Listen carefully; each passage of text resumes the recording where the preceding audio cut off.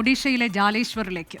മലയാളി വൈദികരെയും കന്യാസ്ത്രീകളെയും ആക്രമിച്ച സംഭവത്തിൽ ബജ്രംഗ് ദൾ വാദങ്ങൾ പൊളിയുകയാണ്.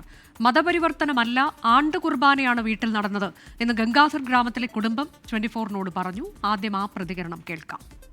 हमने जो बात किया था उसने हमारे बात नहीं सुना, तो उसने सब वो बात छोड़ के हमको पीटा. सब जितने लोग हम गए थे फैमिली, तो हमको भी पीटा था.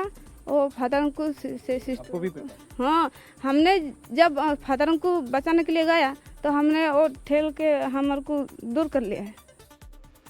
ആക്രമണം നടത്തിയവർക്കെതിരെ നിയമ നടപടി സ്വീകരിക്കുന്നതിൽ സഭാ നേതൃത്വവുമായി ആലോചിച്ച് മുന്നോട്ട് പോകുമെന്ന് ഫാദർ ലിജോ നിരപ്പേലും 24-നോട് പറഞ്ഞു. ഒരു വലിയൊരു ഇരുട്ടുള്ള ഒരു സ്ഥലത്ത് ഇവരൊരു 80-100 പേര് അവിടെ ഉണ്ടായിരുന്നു ആ സമയത്ത്.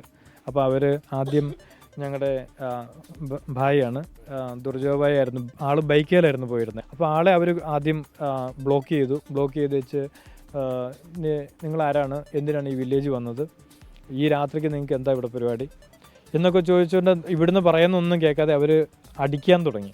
അവർ വണ്ടി അടിച്ചു പൊട്ടിക്കാൻ തുടങ്ങി, ചില്ലിനോട്ടൊക്കെ അടിച്ചു, ഞങ്ങളെയും അടിക്കാൻ തുടങ്ങി. എൻ്റെ കൂടെ ഫാദർ ജോജോ സീനിയർ എന്നെ ജസ്റ്റ് ഒന്ന് അന്ന് വിസിറ്റ് ചെയ്യാൻ വന്ന ആളാണ്. അപ്പം പുറത്തിനോട്ടും കൈക്കോട്ടൊക്കെ ജസ്റ്റ് അടി കിട്ടി, എനിക്കോട്ടും പുറത്തിനോട്ടും ഒരടി അങ്ങനെ ചെയ്തു. ഒഡീഷയിലെ ബാലസോറിൽ നിന്ന് ശ്രീനാഥ് ചന്ദ്രൻ നമ്മുടെ പ്രതിനിധി തത്സമയം സൂപ്പർ 4 ശ്രീനാഥ്, കഴിഞ്ഞ ദിവസങ്ങളിലൊക്കെ കന്യാസ്ത്രീയുടെ പ്രതികരണമൊക്കെ നമുക്ക് ലഭിച്ചതാണ് ടെലിഫോണിലൂടെ. പക്ഷേ ഇപ്പോൾ നേരിട്ട് ക്യാമറയ്ക്ക് മുന്നിൽ, നമ്മുടെ മൈക്കിന് മുന്നിൽ ഇവരുടെ പ്രതികരണം വരികയാണ്. ഛത്തീസ്ഗഡ് സംഭവത്തിന് ശേഷം തുടർച്ചയായി ഉണ്ടാവുകയാണ്. അതിക്രൂരമായ അതിക്രമത്തിന് ഇവർ ഇരയായി എന്നാണോ, എന്താണ് ഈ സംഭവം എന്നതാണ് പറഞ്ഞത് അവർ. അനുജ, ഈ സംഭവം ഉണ്ടായതിനു ശേഷം വന്ന വാർത്തകൾക്ക് പിന്നാലെ ചിലരെങ്കിലും ചെറിയ വാക്കുതർക്കം മാത്രമാണ് നടന്നത് എന്ന തരത്തിലൊക്കെ പ്രതികരിച്ച് കണ്ടിരുന്നു. പക്ഷേ ഇവിടെ വന്ന് നേരിട്ട് ഫാദർ ലിജോ നിരപ്പേലുമായി സംസാരിച്ചപ്പോഴാണ് വലിയ അക്രമ സംഭവങ്ങൾ തന്നെയാണ് നടന്നത് എന്ന് നമുക്ക് ബോധ്യപ്പെടുന്നത്. കന്യാസ്ത്രീമാരുമായും ഫാദർ ലിജോയുമായി സംസാരിച്ചു. അവർ പറയുന്നത് ആദ്യം കപ്പ്യാരെ തടഞ്ഞു നിർത്തി അദ്ദേഹത്തെ വാഹനത്തിൽ നിന്ന് അടിച്ചിട്ടു, പിന്നീട് അദ്ദേഹത്തിൻ്റെ വസ്ത്രങ്ങളൊക്കെ വലിച്ചു കീറി മർദ്ദിച്ചു.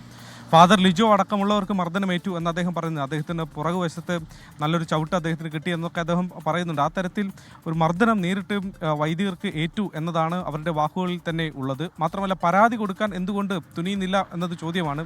ആ ചോദ്യം നമ്മൾ അവരോട് ചോദിച്ചിരുന്നു. അതിനുള്ള മറുപടിയെ അവർ പറഞ്ഞത്, അങ്ങനെ പരാതി കൊടുത്ത് നിയമ നടപടികളിലേക്ക് പോയാൽ പിന്നീട് കൂടുതൽ പ്രകോപനം ബജ്രംഗ് ദളിന്റെ ഭാഗത്തുനിന്ന് ഉണ്ടാവുമോ എന്നുള്ളൊരു ഭയം അവർക്കുണ്ട് എന്നത് അദ്ദേഹം തുറന്നു തന്നെ പറഞ്ഞിട്ടുണ്ട്. പക്ഷേ ഇന്നിപ്പോൾ വൈകിട്ട് അവർ പോലീസ് സ്റ്റേഷനിൽ പോകുന്നുണ്ട്, വിശദമായ കാര്യങ്ങൾ പോലീസിനെ അറിയിക്കുന്നുണ്ട്. ഇന്ന് കാര്യങ്ങൾ രേഖാമൂലം എഴുതി അറിയിക്കണമെന്ന് പോലീസ് പറഞ്ഞിട്ടുമുണ്ട്. ആ തരത്തിലുള്ള നടപടികൾ അവർ സ്വീകരിക്കുന്നുണ്ടെങ്കിലും ഒരു FIR ഇട്ട് കേസെന്ന മട്ടിൽ അതിന് മുന്നോട്ട് കൊണ്ടുപോകേണ്ടതുണ്ടോ എന്നുള്ള കാര്യമൊക്കെ സഭാ നേതൃത്വവുമായി കൂടിയാലോചിച്ചതിന് ശേഷം മാത്രം മതി എന്നതാണ് ഇപ്പോഴവരുടെ തീരുമാനം. മാത്രമല്ല, ഈ സംഭവം നടന്ന ഗംഗാധർ ഗ്രാമത്തിലേക്ക് നമ്മൾ പോയി അവിടെ ആ കുടുംബവുമായി നേരിട്ട് സംസാരിച്ചു. ഇവർ പ്രാർത്ഥന നടത്തിയ ഇടത്ത് അവർ പറയുന്നുണ്ട്, ഏതെങ്കിലും തരത്തിലോ മതപരിവർത്തനമായിരുന്നില്ല, ആണ്ട് കുർബാനയായിരുന്നു എന്ന ആ കുടുംബവും സാക്ഷ്യപ്പെടുത്തുകയാണ്. അവർ ക്രിസ്തുമത വിശ്വാസികളുമാണ്.